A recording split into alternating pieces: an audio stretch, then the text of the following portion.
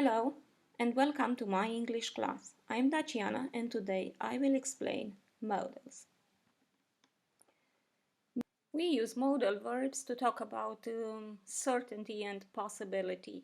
Modal verbs change or modify the meaning of the verb that comes after the modal in order to show different levels of certainty. Now let's see how modal verbs work in sentences. And to understand it better, we will start our discussion from the auxiliary verb will. Modal verbs are used in sentences the exact way we use will. What I want to say is that they are followed by the first form of the verb. Look at these sentences. I will go to the party. I might go to the party. So the first form of the verb after the verb will or after the modal verbs. The difference between these is the level of certainty expressed in each case. In the first sentence, I am only 70% sure that this is possible in the present because it is something that I have decided on the moment. When I say I might go to the party, a modal verb shows how sure I am of my going to the party, which is slightly possible, only 40% sure. That happens when we put a modal verb instead of will to show possibility or different levels of certainty. We can talk about the future using the auxiliary verb will. I'm sure I will be president. I think I will be president. I doubt I will be president. See, we can use will together with other expressions in order to show how certain I am. But in order not to repeat will so often, I can replace all this part of the sentence with a modal. If I say I can be president, this means I am 100% sure that this is possible in the near future. If I say I could be president, this means that there are other possibilities, so only 60-70% sure that being a president is one of them. If I say I might be president, this means I doubt it is possible in the present for me to ever become a president. This is how we use modal verbs in sentences in order to talk about what is possible in the present or in the future. But what if I want to talk about the past using modal verbs? When I want to talk about, we have to make a comparison with the future perfect. It will have rained by 12 p.m. The message in this sentence is that something will be completed by a point in the future. So have is a connection between the future and the past. If I replace will from here with a modal, I can give different meanings to my sentence. I could have helped you yesterday. What I want to say is that this thing was possible in the past, yesterday, but now it is no longer possible. I could have helped you yesterday. If I replace will with different modals, I can I can convey different messages. As we use will to transmit different messages, I can use will to offer something, to promise something, to ask for something, or to agree with something. The same way we can use the same modal verb to transmit different messages. Here you have some examples of using will to offer, will to promise, will to ask, or will to agree. So if we replace will with can, for example, yes, I will, which is uncertain, it may be or it may not be possible in the future.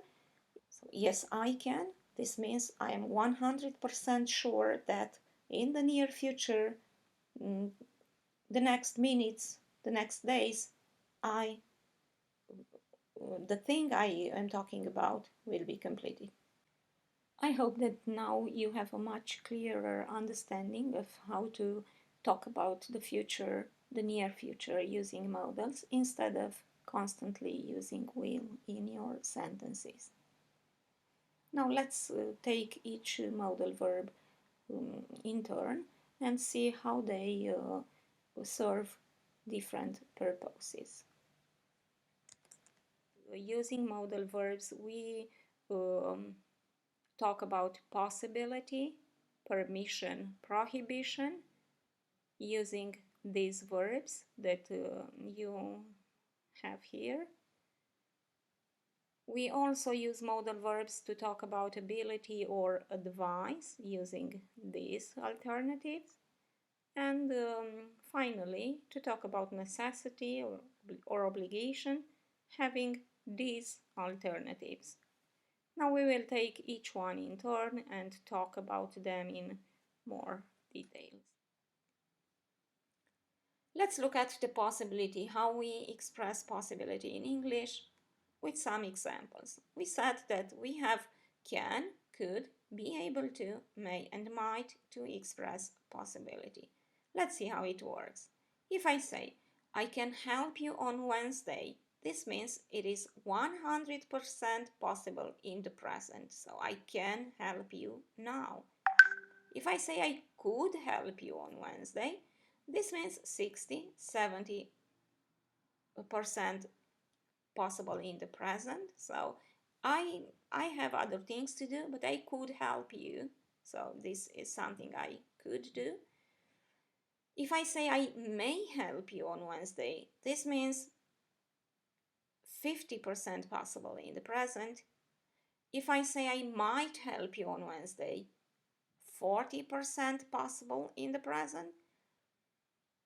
And if I say I will be able to help you next week, this means 70% certain in the future.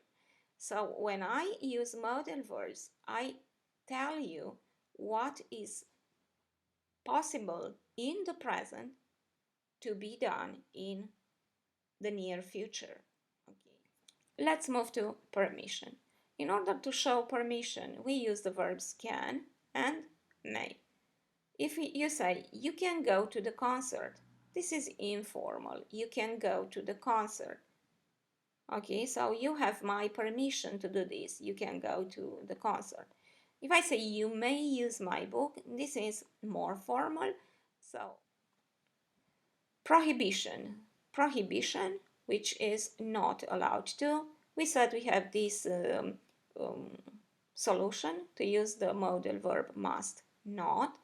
Of course, I can say you are not allowed to go to the party. So this is something for the near future, a prohibition for the near future. Okay, so you are not permitted. You are not allowed to go to the party, which means you must not go to the party. And another example, you must not forget to take your medicine. So, ability. In English, we express ability by using one of these alternatives, can, could, or be able to. Yes, I can. I can do that. I can do that in the present or future. Now, talking about the ability in the past, we use could. I could skate on ice when I was a child. Now I cannot do that anymore. Now, because I cannot put the verb can or could into the present perfect tense, I have to replace the can with be able to. An example, I have been able to answer all the phone calls. So for any other verb forms, for the infinitive, for the perfect, we have to use be able to show ability. Advice. We said that advice can be shown with should, ought to, or had better. Let's see how they work in sentences. The first example, you should brush your teeth. I use the modal should here and not a different one because we usually use should when we want to show that this is the right or the best thing to do according to the rules of behavior. So this is informal. So what is generally accepted as being right or being the best thing to do? Okay. For example, all drivers should not drink and drive. Or when we talk about a deviation from expectation, I know that some things should happen on a regular basis in a specific way, and if this way is changed, this means a deviation from expectation. So there is where I use should as well. This pen should cost 5 lei. Why is it 10 lei today? Now ought to is almost the same as should, but it is used in more formal context. You ought to study if you want to go to university. So it expresses proper behavior, what we are expected to do. Last one, had better. You had better study to pass your exam. You had better study to pass your exam. So we use had better, which is an expression. And I want you to notice that even if we had here this form had, which is a past, when we use this expression as a modal, it refers to the present, had better. You had better study. But we don't use should here, you should study, because we don't talk about the best, the right thing to do here, but more we talk about a consequence, something bad that will happen or may happen if you don't do this. So when we refer to a specific situation which have a consequence, usually a bad one, we will use you had better study. Another example, you had better not take John drink. He becomes violent when drinking. So this is also a specific situation. We don't say you should not take. We don't refer to proper behavior or to rules of behavior, but to a specific situation. So this is how we use modal verbs to show advice. And finally, necessity. We have here have to, have got to, must, and need to express or to talk about necessity or obligation in English. The first example, I have to write my homework by midnight. This means you don't have a choice. This is an urgency, otherwise you will have a problem if you don't do this. So the necessity, when we use have to, comes from somewhere, from the outside, not from inside the speaker. So he is somehow obliged to do this because otherwise they will have a problem if not. So it is an urgency. I have to write my homework by midnight. More informal, it is I have got to take my shoes off. I've got to take my shoes off, which is basically the same as here. Someone else wants me to do this. It is not really my choice. It is an urgency again, but it is more informal than have to. Now, what is the difference between these two and need to? I need to go to the bathroom. Okay, I need to go to the bathroom means that here the necessity is for myself. I get a benefit from doing this, so it is not urgent, so it is not an urgency. It can wait, okay? It can wait. This is my choice and I won't have any problem if I don't do this. That's why I use here need to and not have to. I need to go to the bathroom. It is because I want to spend some seconds, some 2-3 minutes in the washroom doing my thing and helping me feel better. And finally, you have I must remember to call her. It's her birthday. So this is also an obligation, a necessity, but it is because I want to do this. It is important for me. So different from have to, which comes as more as an obligation. I must do this. I must remember to call her because it is important for me. So it is necessary because it is important for me. Okay. Now the verb must is a bit more spatial in English because it has so many uses. We use it to express so many different messages, and I wanted to talk about the verb must a bit more. So when you use must, you have to remember that different meanings of must have different negatives and different past tenses. Now let's start with one of the uses of must. We use must to talk about logical conclusions or logical deductions. So I talk about something that I believe is true. I believe it's true because this is the logical conclusion or my deduction based on present or on real facts. For example, I have these two facts. He has a watch. And fact number 2, I haven't seen it before. If I know these two real things, I can make a conclusion, a logical conclusion, which is it must be new. So the watch must be new because I haven't seen it before and I can see that he has a watch, so it must be new. This is a logical conclusion in the present. Now the negative form of the verb must used in this way to express something that I believe is true is must not or can't. Okay, for example, John never buys ice cream. John has always refused ice cream. So these are the facts I base my conclusion on, and I can say John must not like ice cream or John can't like ice cream. So the past form of the verb must, when we use it to make conclusions, logical conclusions or deductions, is must have. Here, they must have been on the subway. I couldn't get through on the phone. Another uses of must is when we make strong recommendations, advice or strong recommendations, so more than an advice. I talk about something that I believe is worth doing, so I believe you have to do now. You must buy those shoes.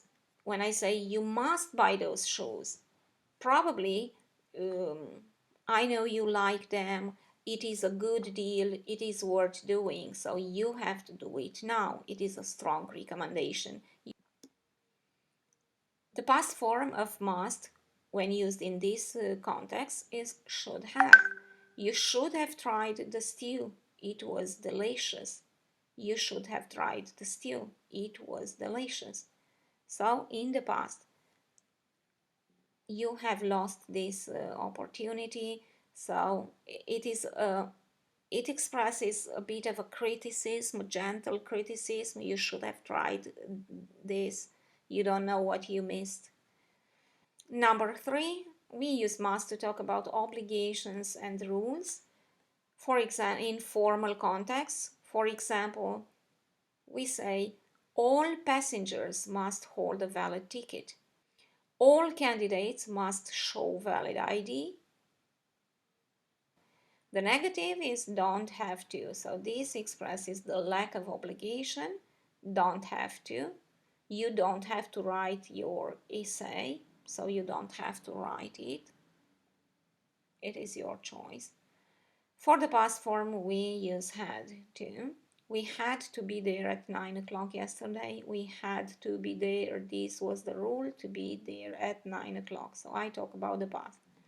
And the last one, must is used to express, to talk about, to express prohibition. So the fact that you are not allowed to do something. If here you are obliged to do something, here you are not allowed to do something. You must not, or the short form mustn't. This is why we cannot use mustn't here, because mustn't express prohibition, or here we don't talk about prohibition. So you mustn't smoke in here, it is forbidden. The past form is be not allowed to. We were not allowed to smoke in the restaurant, so it was prohibited, it was forbidden. This is in the past. Now, to express preference, we have three means at hand, and these are to use the words like, prefer, or rather. I would like to be on a beach. So, as you can see, the situation is different. I am not on a beach, so that's why I say I would like to be on a beach. After the verb would, you use the first form of the verb. I would prefer being on a beach to studying English.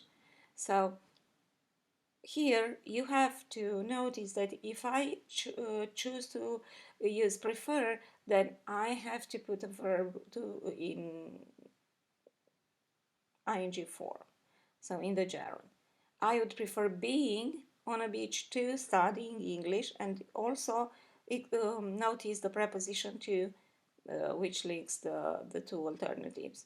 I would rather be on a beach than stay here. A bit different, because after the expression I would rather, we have to use the verb, the first form of the verb, so be, stay, as you can see, and these alternatives are linked by then, by the word then. Now, to express opinion, we would say something like this: I wouldn't believe anything he says. So I wouldn't believe, we use the first form of the verb. Here we use the negative, I wouldn't, would not. I wouldn't believe anything he says. I would ask for a pay rise if he asked me. So here you can see that in fact this is the second conditional. Okay, so we can use modals to form questions, to ask for permission or to ask for assistance. Now we have may, could, or can to ask a question using modals. May I go to the bathroom? This is the most formal way of the three presented to ask for permission. Then, could I open the window? If you say could, it is polite, it shows respect to the person I am addressing to. But it is not so formal as may. And I can have, can I borrow your book? Which is very informal. In order to ask for assistance or for help, we have can, could, or would. So, can you help me? So this is the most informal way of asking for help. Can you help me? Can you help me? Okay. Usually I ask this when I am 100% sure that the person asking for assistance will help. If I use could to ask for assistance, as in this sentence, could you help me with my homework? So this shows respect. This is more polite. When I say could you help me, this means I know you have anything else to do, and if and helping me is only a deed of kindness. So that's why I say, could you help me with my homework? I want to be polite. I don't want to offend you because I need your assistance. If I say, would you be able to help me with this tomorrow? This is the most formal way. It is imaginary. This is how we use modals to make questions in English, asking for permission or asking for assistance or help. Now we have talked about how to use modals in the present and in the future. Let's see how they are used to talk about the past, because we cannot change the past anymore. But to form the past of the modals, we have to use have after them in order to link the future, the present or the future expressed by means of these modal verbs uh, with to connect it to the past. And we have to use have. Okay, have and the third form of the verb, of course. Let's see. To speculate about the past, to talk what um, could happen, what was possible to happen, we have this might or may, have plus past participle. I might have I might have been killed in that accident. I may or I might have left my keys at the office. I might have. Okay, so it is possible that this to have happened. He crashed the car. He might have been drinking. Possibly. There is a possibility. You might not have heard of this plant. You might not have heard of this plant. Probably this is new for you. It is possible. Do you think she might have forgotten about the meeting? Could have. Could have plus past participle. We use this to talk about ability in the past. So what I was able to do in the past, I could have become a professional footballer, but I broke my leg. I could have become. I could have. So the pronunciation here, we don't say I could have become, but we try to link these the first two words together, the modal with the word have, and we will pronounce the word have as of. I could have become a professional footballer, but I broke my leg. I couldn't have passed that exam. So this means this shows impossibility. You could have let me know. You could have let me know. So this is gentle criticism. So I'm a bit sad because you didn't do this. You could have let me know. You could have let me know. Gentle criticism. We use must have plus past participle to talk about deductions in the past. You know must. We use must to talk about deductions in the past, what we think is true. She must have missed her train. So I'm certain about it. There is no other possibility. Should. We use should have plus past participle to talk about past mistakes or recommendations and criticism about the past. I should have won the gold medal. I should have won the gold medal. So this is a past mistake. I should have won. I should have been here an hour ago. So this is a criticism. I think we use would have plus past participle to talk about possibilities and their consequences.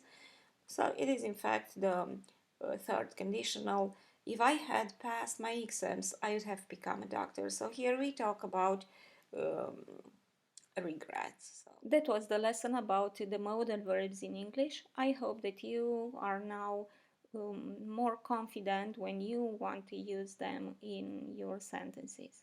Goodbye.